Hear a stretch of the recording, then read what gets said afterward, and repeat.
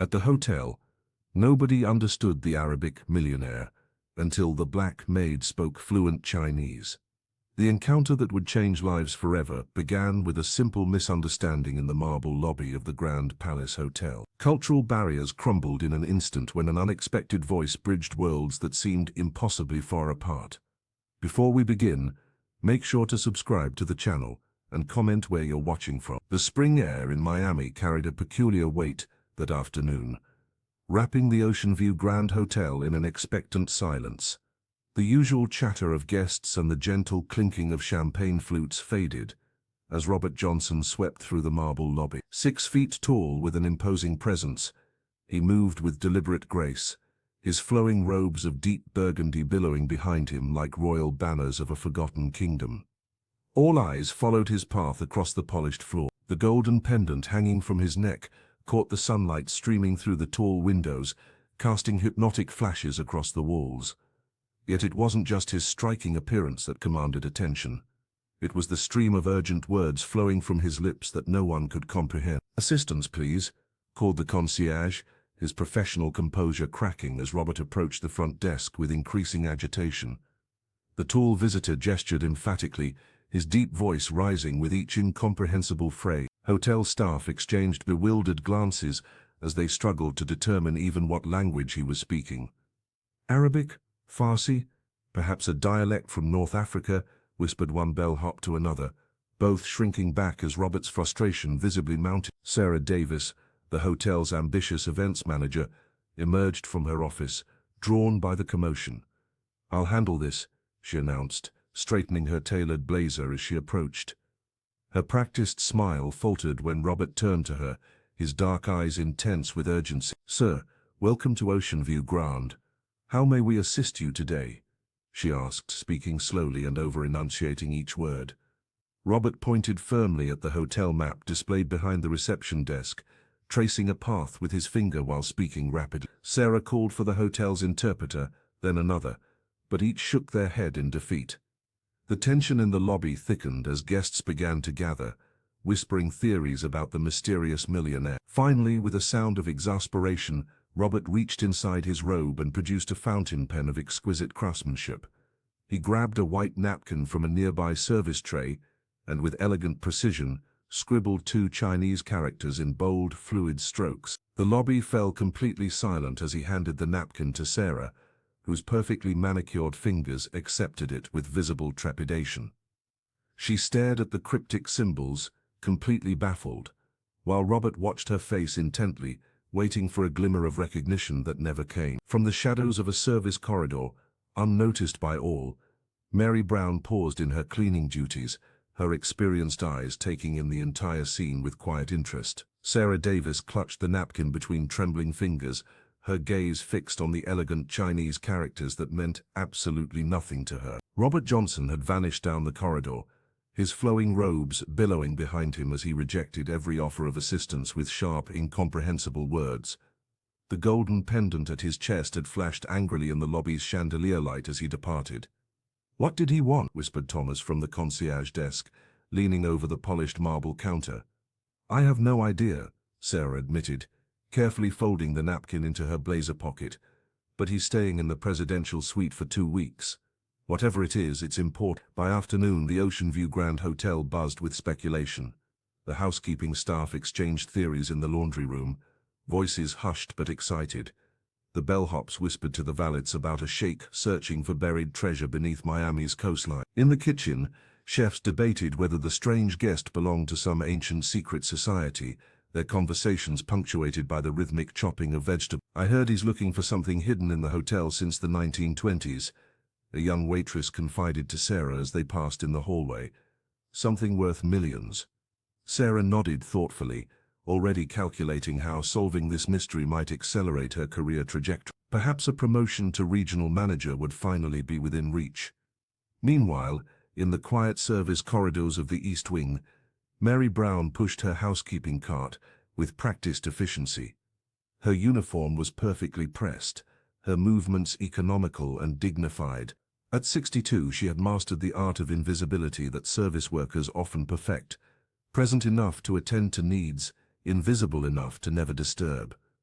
Mary paused near the staff entrance to the lobby, observing the commotion from a distance. Her deep brown eyes missed nothing as she watched Sarah showing the napkin to the hotel security chief, their heads bent together in consultation. A hint of amusement touched Mary's lips before she continued her rounds, straightening a painting in the hallway with gentle hands. The chaos unfolding in the main areas of the hotel seemed far removed from Mary's methodical work. She hummed softly to herself as she restocked linens, a melody from another time and place. When she overheard two guests discussing the strange foreign man in the elevator, Mary kept her eyes downcast, her expression neutral. No one noticed how her ears perked up at the mention of the mysterious symbols, or how her fingers briefly stilled on the handle of her cart. Mary Brown had perfected the art of keeping secrets, including one that would soon turn the entire hotel upside down. Every morning at 5:30, before the hotel stirred to life, Mary Brown would slip into the staff garden with a thermos of white tea. The delicate aroma would rise with the Miami dawn as her body flowed through the ancient movements of Tai Chi.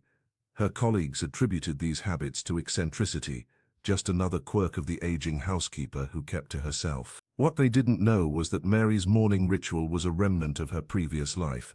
For 10 years she had served as a domestic assistant to American diplomats stationed in Beijing, absorbing the language and culture with a natural aptitude that surprised even her employers. Her Mandarin had become flawless, her understanding of Chinese customs profound.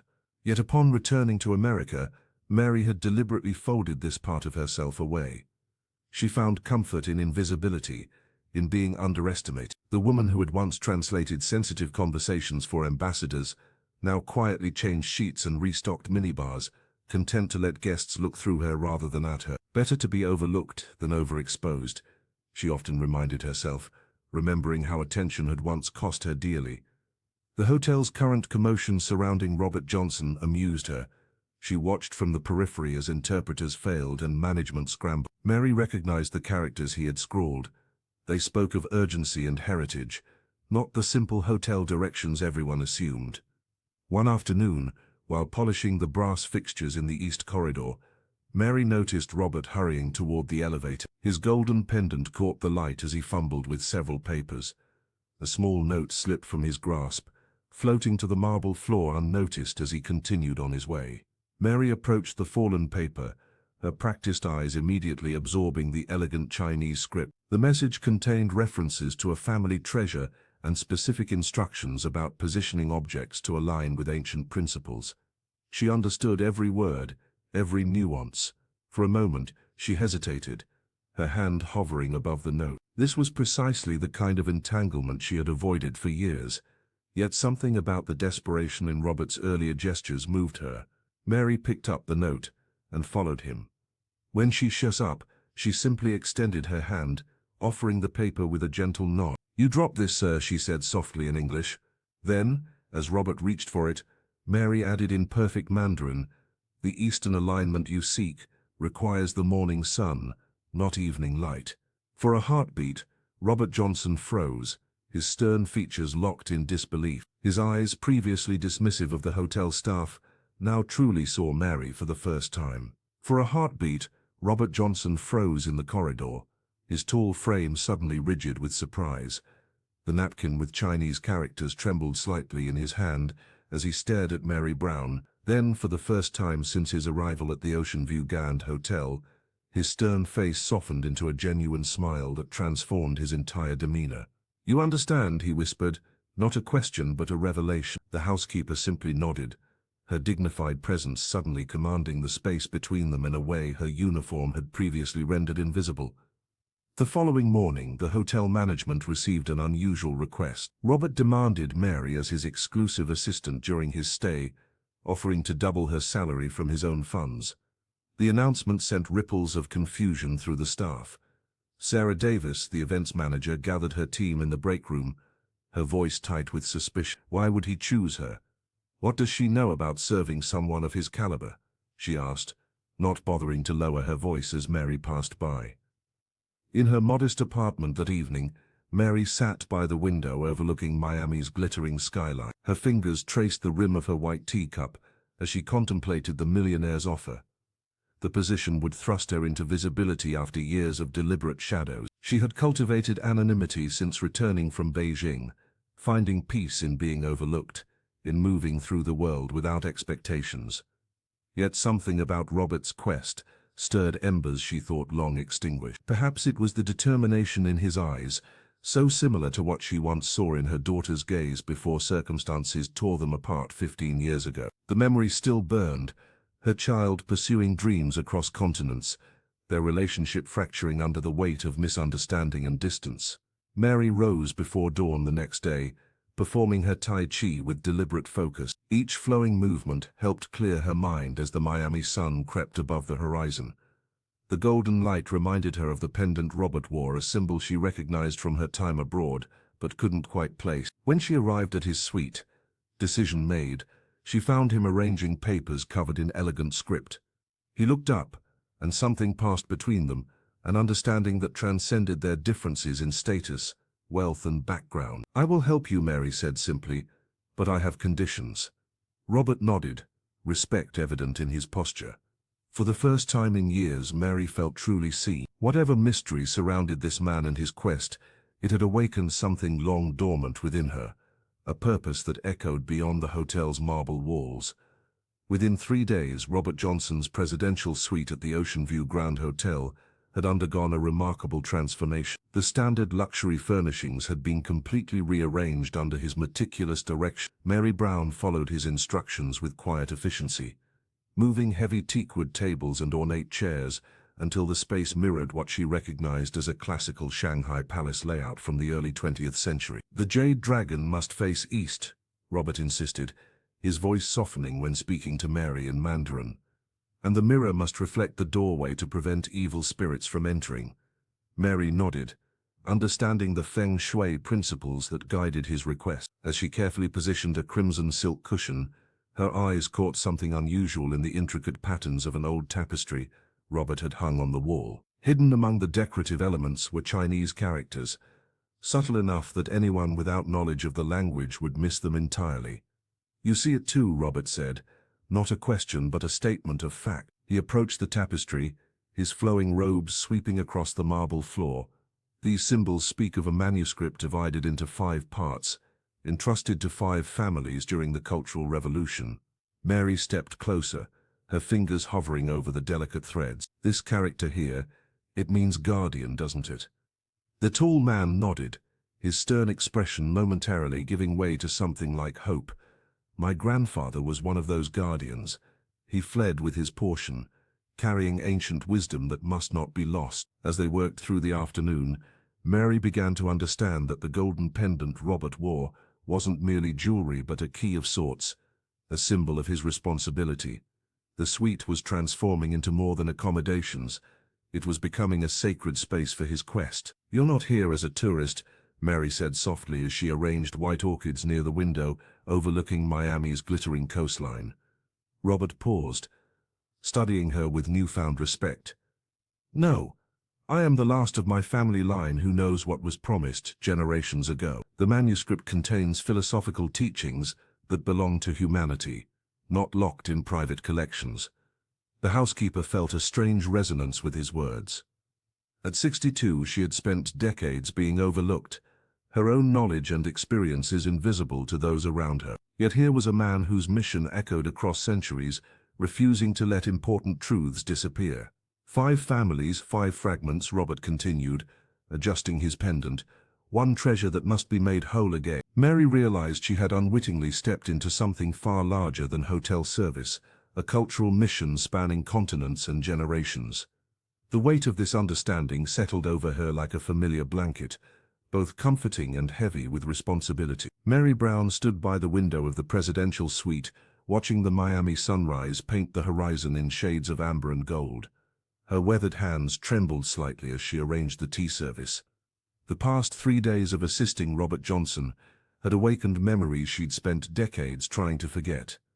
"I shouldn't get involved," she whispered to herself. Not again. The pain of her daughter's absence clawed at her heart, a wound that 20 years hadn't healed. Yet something about Robert's quest stirred something dormant within her purpose. The dignified housekeeper found herself torn between self-preservation and the magnetic pull of meaning that his mission offered.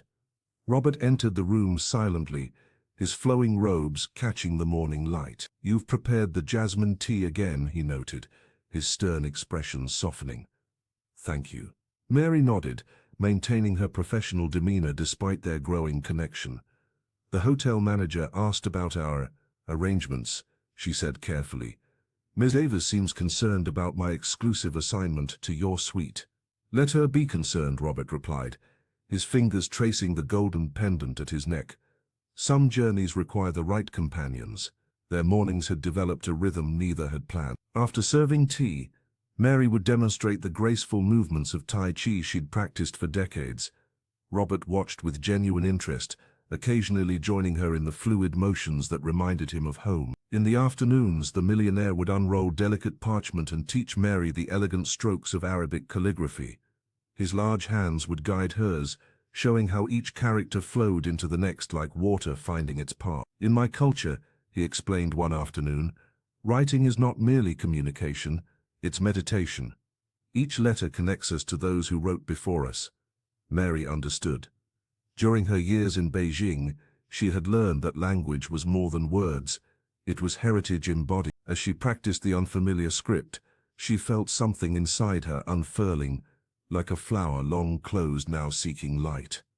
Their evenings ended with jasmine tea and story. Robert spoke of ancient manuscripts and family obligations, while Mary shared small glimpses of her past, diplomatic receptions in China, the beauty of snow against temple roofs. What remained unspoken hung between them, her lost daughter, his true purpose at the Ocean View Grand. Yet with each passing day the invisible threads connecting their destinies grew stronger, weaving a tapestry neither could have anticipated. "Tomorrow," Robert said as twilight settled over Miami, "I believe we should examine the second-floor library." His eyes met hers with newfound trust. Together. Mary nodded, knowing she had already crossed the threshold from observer to participant in whatever mystery lay ahead. The peaceful rhythm Robert Johnson and Mary had established couldn't last forever. One afternoon, while reviewing ancient texts in his suite, Robert's eyes widened with sudden realization. He grabbed Mary's arm, his usual composure breaking. "The painting," he whispered urgently. "The one in the library. I've seen those patterns before." Together they hurried to the second-floor library, a quiet sanctuary of leather-bound books and polished mahogany. The decorative decorating hung innocuously between two tall windows, a landscape that hotel guests barely noticed. But Robert approached it with reverence, his fingers tracing the air inches from its surface. "Look at the mountain ridge," he instructed Mary. "The curves aren't natural. They're characters, ancient script disguised as scenery." Mary leaned closer, her experienced eyes suddenly recognizing what had been hidden in plain sight. The brushstrokes formed subtle symbols that matched fragments from Robert's manuscript. "It can't be coincidence," she murmured, her heart racing. "This painting must be at least 70 years old." Robert nodded. "My grandfather visited this hotel in 1952. What if he left this here as a marker? A piece of the puzzle for future generations to find." Neither noticed Sarah Davis lingering by the library entrance, her suspicious gaze fixed on their unusual behavior. The events manager had been watching them for days, noting Mary's unexplained absences from her regular duties and the strange items being delivered to the millionaire's suite. Later that evening, Sarah cornered Thomas, a young bellhop, in the staff corridor. "Have you noticed anything unusual about Mary lately?" she asked casually, though her intent was anything but. "She seems awfully preoccupied." Thomas shrugged. "She's just doing what Mr. Johnson requested. Management approved it." Sarah's smile tightened. "And what exactly does he have her doing? It certainly isn't housekeeping." After the bellhop left, Sarah made her way to the administrative office, using her manager's access to pull up Robert's reservation details. Nothing seemed unusual until she noticed the special requests, specific furniture arrangements, particular lighting fixtures, and most interestingly, access to the hotel archives.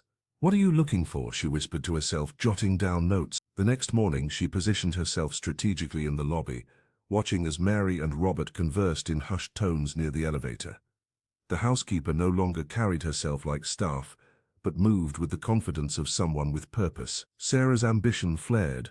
Whatever was happening could be her ticket to recognition, perhaps even promotion to regional management. She made her decision then. She would discover their secret, whatever the cost. Sarah began methodically tracking their movements, noting times, locations, and patterns, the first threads of a surveillance web that would soon entangle them all. Sarah Davis slipped the keycard into the maintenance panel, her heart racing as she installed the third hidden camera in the corridor leading to the presidential suite. The tiny device blended perfectly with the ornate wall sconce, its lens barely visible among the decorative elements. She'd already positioned two others, one facing Robert Johnson's door and another overlooking the service elevator Mary Brown frequently used.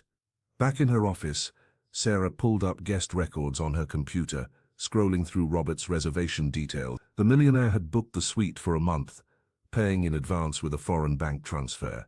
No special requests, no companions listed, nothing that explained his strange behavior or his sudden interest in the elderly housekeeper. He must be hiding something valuable, she whispered to herself, jotting notes in her planner, or running from someone.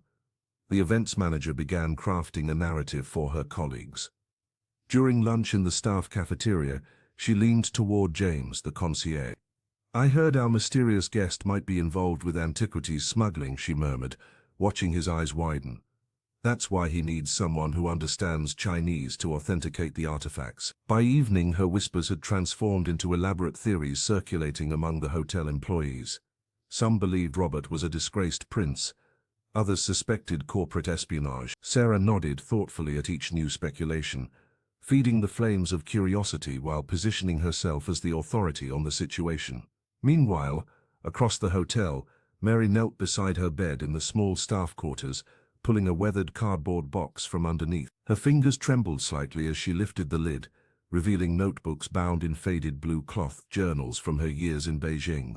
Mary hadn't opened them in nearly a decade. The pages were filled with careful Mandarin characters, notes on classical poetry, and philosophical concepts she'd studied during her time with the diplomatic community. She flipped through them, searching for something that might help Robert's quest. On page 37, her breath caught. There, in her own handwriting, was a passage about ancient family manuscripts divided among 5 guardians, a legend she'd documented during a visit to Shanghai. The description matched Robert's cryptic references almost exactly. "How is this possible?" Mary whispered, running her fingers over the characters. She read further, discovering notes about symbolic arrangements of furniture to honor ancestral spirits, the very patterns Robert had insisted upon in his suite. The coincidences were too precise to dismiss. Mary closed the notebook, her mind racing. These connections couldn't be accidental. Somehow her past had prepared her for this moment, for this man and his mission. The realization settled over her like a heavy cloak. She wasn't merely helping a hotel guest. She was being drawn into a mystery that had been waiting for her all along. The east wing of the Ocean View Grand Hotel had transformed into a hotbed of speculation. Maids huddled in corners during breaks, security guards exchanged theories during shift changes, and even the kitchen staff paused their preparations to share the latest rumors about Robert Johnson. "I heard he's actually a sheik in disguise," whispered one bellhop to another as they wheeled luggage past the ornate fountain. "He's planning to buy the entire property and convert it into his American palace." Another staff member countered with conviction. "No, my cousin in maintenance says they found oil samples beneath the rose garden. That's why he's really here.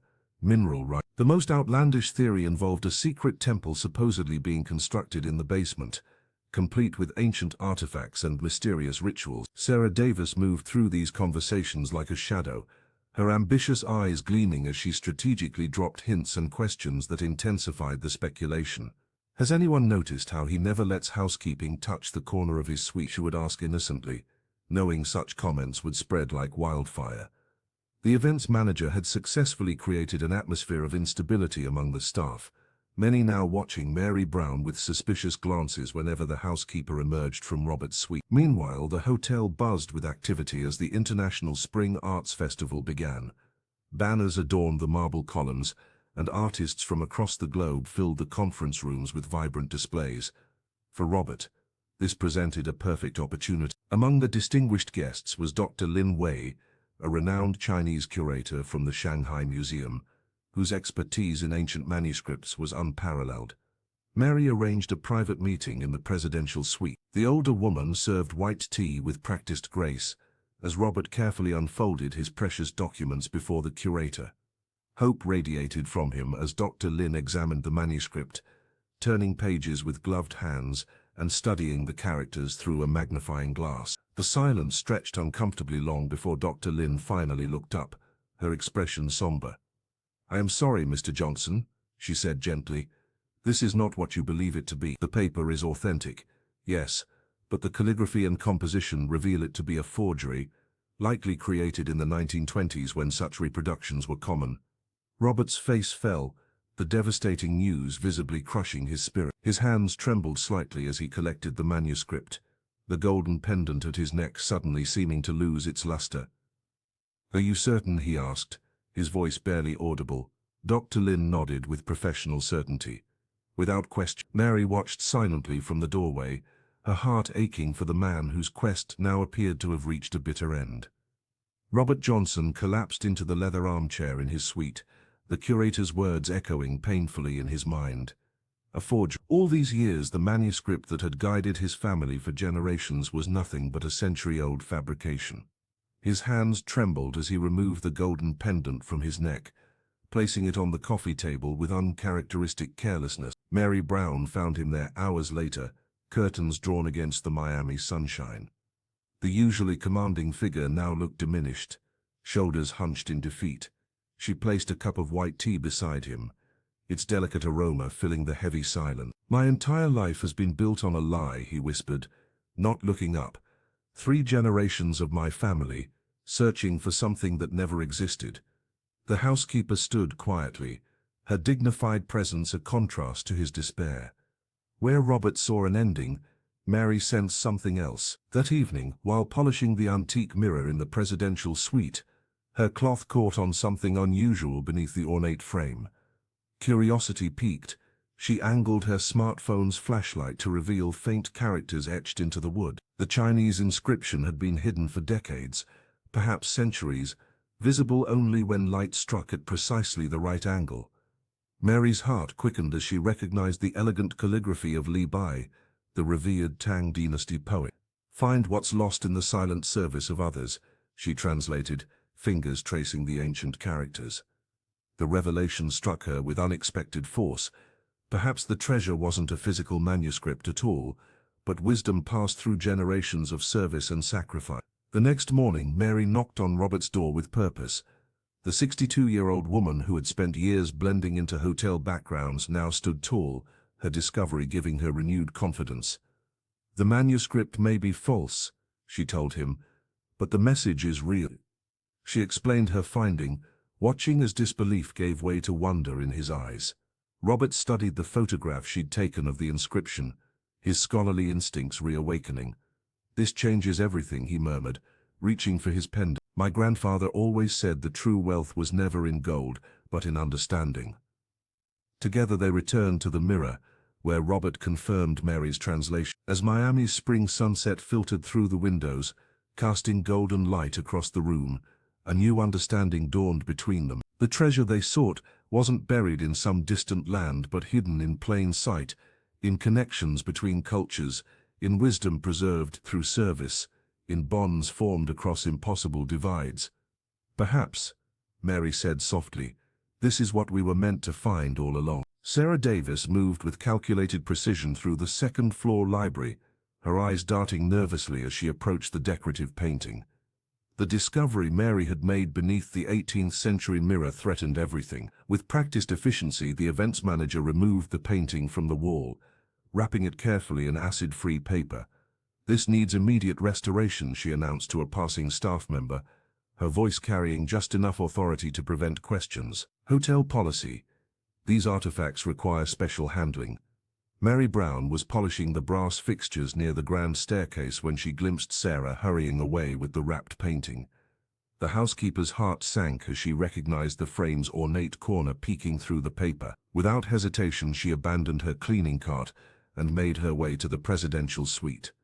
Robert Johnson opened the door before she could knock, As if sensing her urgency, "Something's wrong," he said, reading the concern etched across her dignified features. "Sarah has taken the painting," Mary explained, her voice low but steady. "The one with the inscription." The tall man paced the room, his flowing robes swirling around him. "Without that painting, we cannot prove the connection between the manuscripts." His golden pendant caught the afternoon light as he turned abruptly. "We must act quickly." Mary's decades of diplomatic experience surfaced as she considered their options. "Perhaps we don't need the painting itself," she suggested. "What if we bring the message to everyone instead?" Together they crafted a plan that was both elegant and bold. Robert would host a cultural exchange dinner for the hotel's most prominent guests, while Mary quietly arranged invitations for key figures, the Chinese curator, the hotel owners, and several international journalists, covering the art festival. "We'll present the manuscript as a celebration of shared heritage," Robert said, his stern face softening with renewed purpose. "The painting was only one piece of evidence, but our knowledge cannot be so easily removed." Mary nodded, feeling a familiar warmth spreading through her chest, the same sensation she'd experienced during tense negotiations in Beijing years ago. "I'll handle the arrangements," she promised. "We'll need traditional decorations, specific seating arrangements, and a moment when all eyes and ears will be focused on the truth," Robert added, his voice gaining strength. As they finalized the details, Mary caught herself smiling. For years she had hidden her abilities, content to blend into the background. Now, standing in this luxurious suite in Miami, she was once again stepping into the light, not as a mere housekeeper, but as an equal partner in something extraordinary. "Sarah believes she's won," Mary said softly. "But sometimes the most powerful response to deception is simply to speak the truth more loudly." The grand ballroom of the Ocean View Grand Hotel glittered with anticipation as Robert Johnson took center stage. The flowing robes that had caused such a stir upon his arrival now seemed regal rather than foreign as he stood before the assembled guests. Mary Brown watched from the periphery, her hands clasped tightly together, her normally composed demeanor betraying the slightest tremor of excitement. "What we seek is rarely what we find," Robert began, his voice now clear and commanding in English. The crowd leaned forward as he unfolded the manuscript with reverent hands. "This document speaks not only of treasures lost, but of connections forgotten." As he read, the mysterious symbols that had confounded experts took on new meaning through his interpretation. Mary observed the rapt faces of hotel guests and staff alike, even spotting Sarah Davis lurking near the back, her expression a mixture of suspicion and unwilling fascination. "This symbol here," Robert continued, pointing to an intricate design at the manuscript's center, "has been misunderstood for generations. It's not merely a Chinese character, but a bridge between cultures." His finger traced the flowing line. "The same mark appears in text from the ancient libraries of Timbuktu, where African and Arabic scholars preserved knowledge while Europe languished in darkness." Gasps rippled through the audience. The Millionaire's revelation transformed what many had dismissed as an eccentric's obsession into something profound, a historical mystery spanning continents. "The 5 families who divided this legacy weren't just protecting wealth," he explained, "but safeguarding knowledge that unified traditions across the world." Mary's breath caught as Robert unveiled the final page. There, rendered in faded N, was a family crest she hadn't seen in over 40 years. 2 intertwined dragons forming a perfect circle around a stylized tree. The exact symbol her father had carved into her childhood jewelry box before his death. The housekeeper's knees weakened. This couldn't be coincidence. The crest that had followed her from her childhood home to Beijing and finally to Miami was now displayed before a room of strangers, connecting her irrevocably to this quest. Their eyes met across the crowded room, and in that moment, understanding passed between them. Robert nodded slightly, acknowledging what they both now knew. Their meeting at this hotel hadn't been chance. The manuscript, the symbols, even Sarah's interference, all had conspired to bring together 2 souls, separated by culture, class, and continents. Yet bound by an ancient promise, neither had fully understood until now. The connection between their destinies was no longer merely possible. It was undeniable. The Miami sunset painted the presidential suite in amber hues as Robert Johnson stood by the window, his flowing robes catching the dying light. His golden pendant gleamed as he turned to Mary Brown, his expression uncharacteristically vulnerable. "Come with me to Mali," he said, his voice soft but urgent. "The manuscript's clues point to ancient family archives near Timbuktu. Together we could uncover what generations have sought." Mary's hands trembled slightly as she smoothed her uniform. The housekeeper had never imagined such an invitation, crossing oceans, chasing mysteries buried in desert sands. Part of her yearned to accept, to leave behind the invisible existence she'd cultivated for decades. "I've spent my life blending into backgrounds," she whispered, her dignified features reflecting inner turmoil. "The thought of such an adventure both terrifies and tempts me." Robert nodded, understanding her hesitation. They'd formed an unlikely bond these past weeks. The millionaire and the maid, united by languages few expected either to know, by histories that somehow intertwined across continents. "Fear often guards our most important doors," he said, practicing the American expression she'd taught him. Mary moved to her small handbag, removing an envelope yellowed with age. "Instead of joining you, I have something to entrust to you." Her fingers caressed the sealed paper with maternal tenderness. "Years ago, when my daughter disappeared from my life, I wrote this letter. I've carried it everywhere, hoping someday it might find her." Robert accepted the envelope with reverence, recognizing its weight went far beyond paper and ink. "The world has mysterious currents," Mary continued, her voice steady despite the emotion in her eye. "Perhaps your journey will carry my words where I cannot go myself." The 62-year-old woman who had practiced Tai Chi at sunrise for decades straightened her shoulders, finding strength in the ancient movements she'd internalized. "My daughter would be 34 now. Sometimes I imagine I see her face in crowds." Robert carefully placed the letter in his ornate leather portfolio, alongside the manuscript fragments that had brought him to the Ocean View Grand. "I will search for her as diligently as I search for my own legacy." Outside, Miami continued its evening vermin, oblivious to the quiet exchange reshaping two lives. Mary gazed at the horizon, where ocean met sky in perfect harmony. "Perhaps some journeys are meant to be taken alone," she said finally, "but that doesn't mean we travel without connection." Robert nodded, understanding that her decision wasn't rejection, but wisdom. The bond they'd forged would extend across continents, carrying hope in its invisible threads.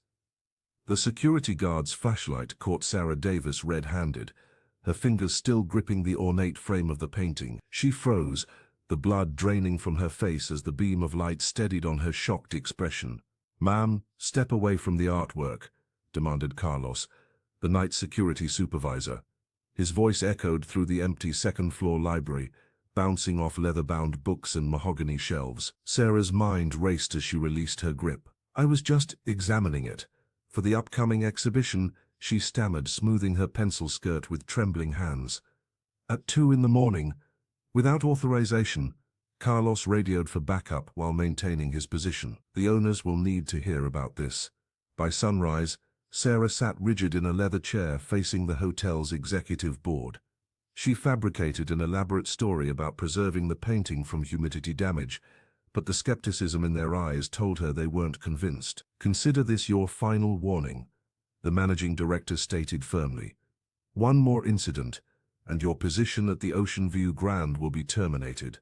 Humiliation burned through Sarah as she exited the conference room. The painting remained where it was, its secret still intact, still connecting Robert and Mary in ways she couldn't comprehend. Her reflection caught in a decorative mirror, and she hardly recognized the desperate woman staring back. That afternoon, Sarah made a call from her vehicle parked 3 blocks from the hotel. "I need information on 2 people," she told the private investigator, her voice low despite being alone. "Robert Johnson and Mary Brown. Everything you can find." The investigator's fee would consume her savings, but Sarah was beyond caring. "Focus on their connection to China and any irregularities in their pasts." Back at the hotel, she maintained a professional facade, nodding politely when passing Mary in the corridor. The housekeeper smiled warmly in return, unaware of the daggers behind Sarah's practiced pleasantries. Later, Sarah lingered near the presidential suite, watching as Robert emerged with Mary at his side. They spoke in hushed tones, their comfortable familiarity fueling her resentment. The events manager ducked behind a service cart when they turned her way. "I'll have something by the end of the week," the investigator texted that evening. Sarah's lips curved into a thin smile as she deleted the message. She had always been underestimated by her family, by previous employers, by everyone, but she would prove her worth. The manuscript, the painting, whatever treasure Robert sought, it would be her ticket to recognition, to import. As Miami's skyline glittered outside her apartment window, Sarah Davis plotted her revenge, unaware that her obsession was leading her toward a confrontation that would change everything. The rehearsal for the art festival was in full swing when a deafening crack echoed through the grand ballroom of the Ocean View Grand Hotel. Mary Bond had just finished arranging the display of cultural artifacts when the temporary stage collapsed, sending wooden beams crashing down. In the chaos that followed, she found herself trapped alongside Robert Johnson in the hotel's basement, a service corridor sealed off by debris. "Are you hurt?" Robert asked, his stern face softened with concern as he helped Mary to her feet. "Just my pride," she replied, brushing dust from her uniform. The 62-year-old housekeeper surveyed their surroundings. Emergency lights cast long shadows across the concrete walls, and their smartphones showed no signal. "The maintenance crew won't check down here until morning," Mary explained, settling onto an old storage crate. "We might as well get comfortable." Hours passed as they waited, the basement's chills seeping into their bones. Robert removed his outer robe and offered it to Mary, who accepted with quiet dignity.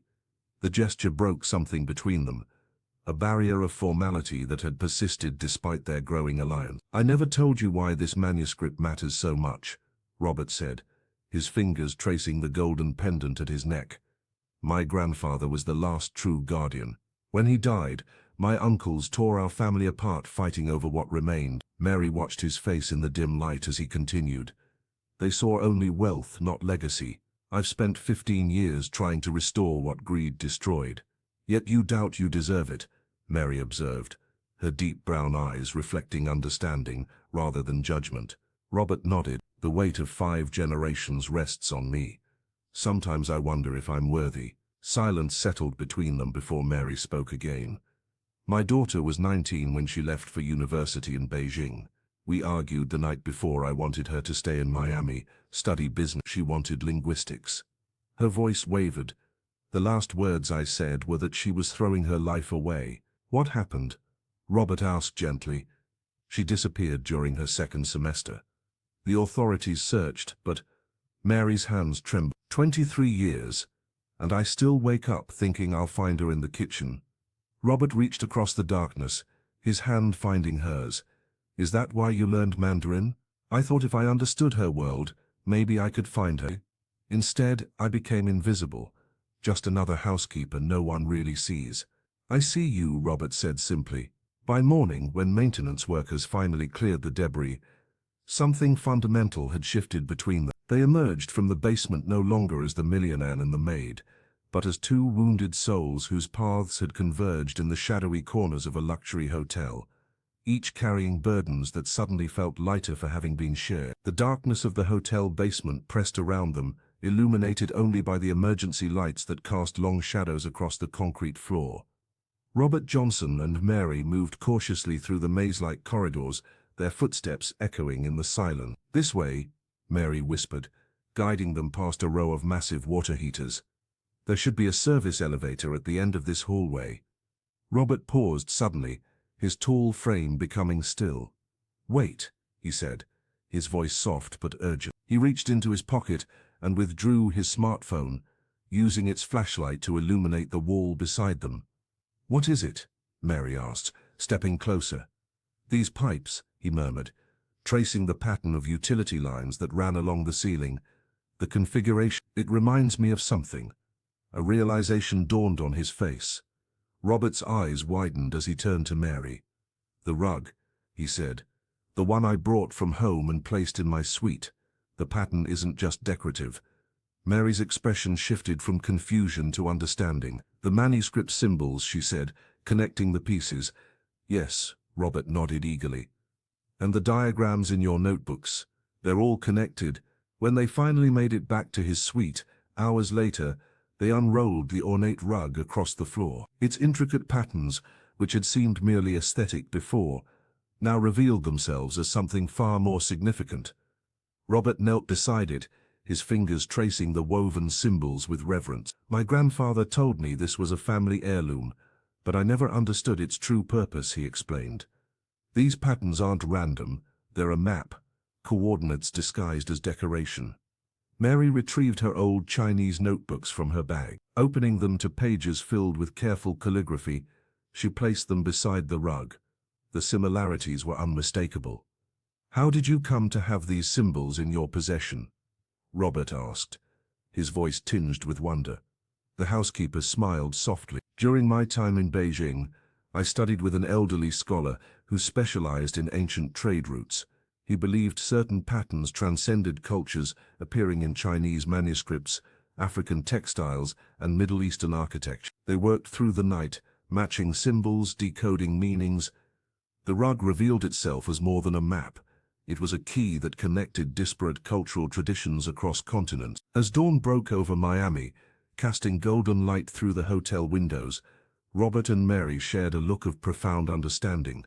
They were no longer employer and employee, no longer strangers from different worlds. They had become partners in a quest that spanned generations and crossed oceans, bound together by symbols, secrets, and the unexpected turns of fate. The morning after their basement ordeal, Robert Johnson and Mary Brown emerged from the elevator to find an unfamiliar man examining the decorative painting in the second-floor library. He introduced himself as Michael Smith, an art collector staying in the North Wing, his polished accent and tailored suit projecting effortless sophistication.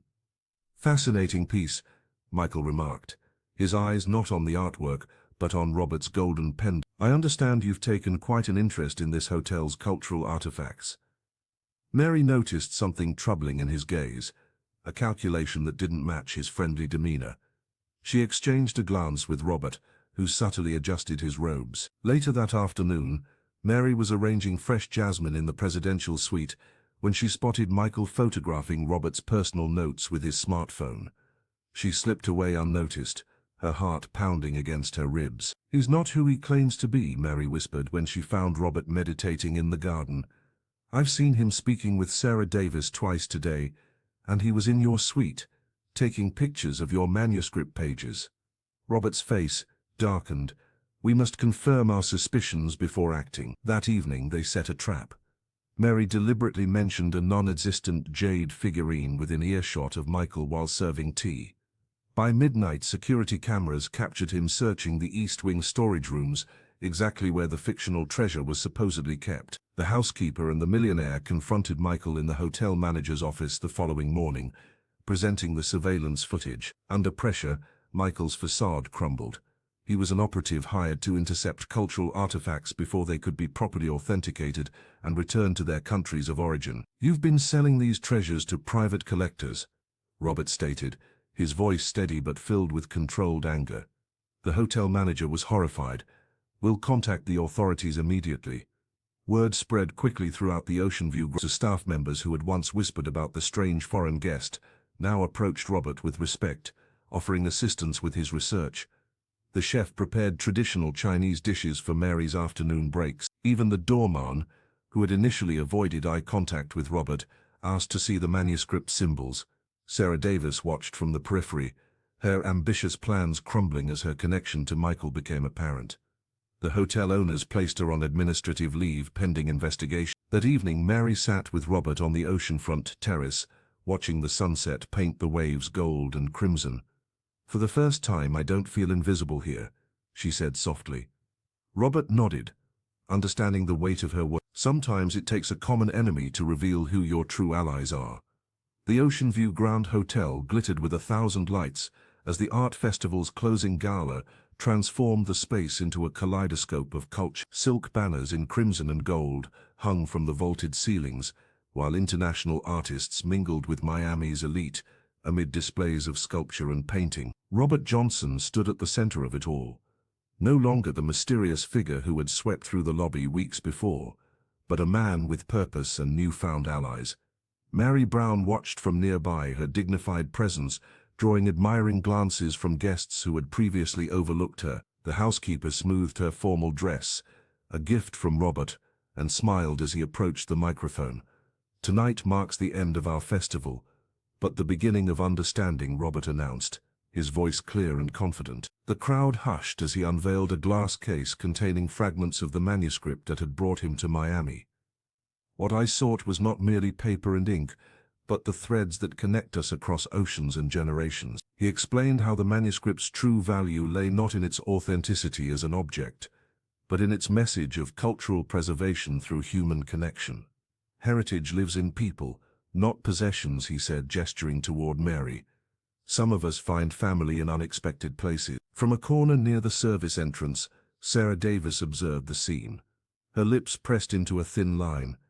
The events manager clutched her smartphone tightly, her schemes exposed and position compromised. Hotel security kept a discreet eye on her movements, but allowed her to remain for appearance's sake. "The manuscript speaks of 5 families separated by distance, but united by purpose," Robert continued.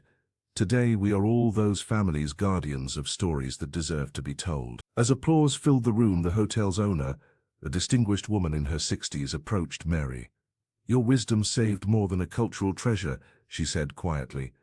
"You've reminded us what hospitality truly means, seeing people for who they really are." She offered Mary a new position as the hotel's cultural liaison, recognizing talents that had remained hidden for too long. "We need someone who can bridge worlds," the owner explained. "Someone who understands both service and significance." Mary's eyes glistened as she accepted with a graceful nod. Across the room, Robert raised his glass in her direction, acknowledging their shared journey. The evening continued with music and celebration, but beneath the festivities ran currents of transformation. Staff members who had once whispered about the strange millionaire now proudly recounted their small roles in the unfolding mystery.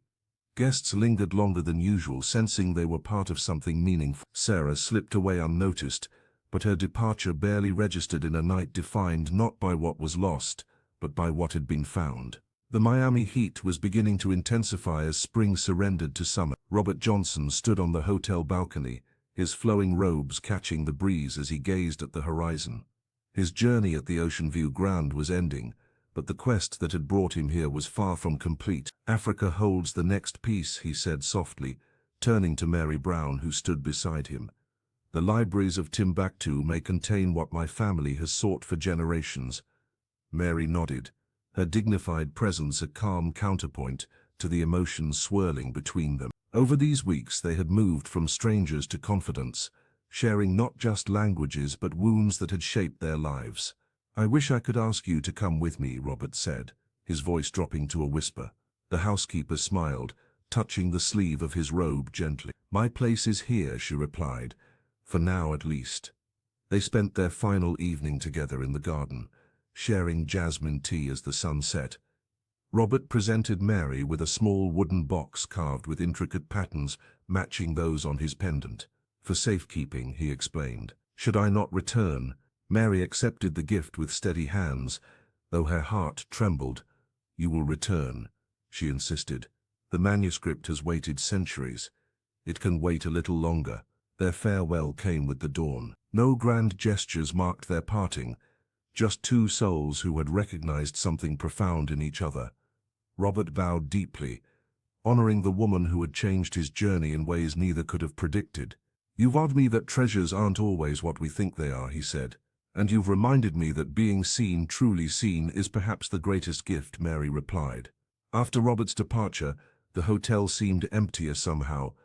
Mary returned to her duties, but with a new confidence that the staff couldn't help but notice. The owners, impressed by her hidden talents, had already approached her about the cultural liaison position. 17 days later, a postcard arrived in Mary's box. The photograph showed ancient manuscripts preserved in glass cases, but it was the single Chinese character written on the back that made her fingers tremble, the same ideogram she had inscribed in that letter to her daughter years ago. Beneath it, in Robert's elegant script, "Connections never truly break. They only wait to be rediscovered." Mary pressed the postcard to her heart, tears warming her cheeks. Somewhere across the ocean, Robert was following their shared path. And perhaps, in ways she couldn't yet understand, that path might someday lead to her daughter too. The Ocean View Grand Hotel settled back into its familiar rhythm as summer approached. Yet something had fundamentally changed. The marble floors still gleamed. Guests still arrived with their designer luggage, but the staff moved with a new awareness, exchanging knowing glances whenever someone mentioned the events of spring. Mary Brown sat on her favorite bench in the hotel garden, a delicate cup of white tea warming her hands. The morning sun cast long shadows across the manicured lawn as she completed her daily Tai Chi routine, her movements fluid and purposeful. At 62, the housekeeper carried herself with a quiet dignity that now commanded respect from everyone, from bellhops to executives. "The board approved your cultural liaison position," said a voice behind her. Sarah Davis stood there, her posture stiff, her ambition now tempered by humility. "The paperwork is ready whenever you are." Mary nodded, neither triumphant nor surprised. "Thank you," she replied simply. After Sarah departed, Mary returned to her contemplation. The garden had become her sanctuary, a place to process all that had transpired. Robert Johnson had left for Africa 3 weeks ago, his flowing robes and golden pendant now just a memory in these halls, yet his presence lingered in the subtle changes throughout the hotel, multilingual signs in the lobby, cultural sensitivity training for staff, and a new respect for the hidden talents of those who served. That evening, Mary arranged a small display in the second-floor library, beneath where the painting had once hung. A framed photograph showed the hotel staff gathered at the art festival's closing gala, with Robert at the center, his stern face transformed by a rare smile. Beside it lay a collection of teacups from around the world, a symbol of how different vessels could hold the same essence. The hotel manager approached, admiring her work. "Michael Smith's associates have been blacklisted from all our properties," he informed her, "and the owners are considering your suggestion for a cultural exchange program." Mary smiled. "The world comes to us every day. We just need to listen properly." Later, in her modest quarters, the housekeeper opened her drawer and touched the postcard that had arrived yesterday, a desert landscape with an ancient library, marked with the same Chinese character she had written to her daughter years ago. On the back, in Robert's precise handwriting, "The search continues. So does hope."